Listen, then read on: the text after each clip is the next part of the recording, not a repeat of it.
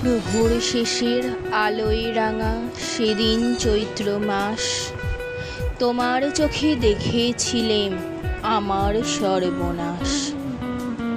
এই সংসারের নিত্য খেলায়, প্রতিদিনের প্রাণের মেলায়, বাটে ঘাটে হাজার লোকের হাস্য পরিহাস। মাঝখানে তার তোমার চোখে আমার সর্বনাশ। আমের বনে দোলা লাগে, মুকুল পড়ে ঝরে, চিরকালের চেনা গন্ধ হাওয়ায় ওঠে ভরে।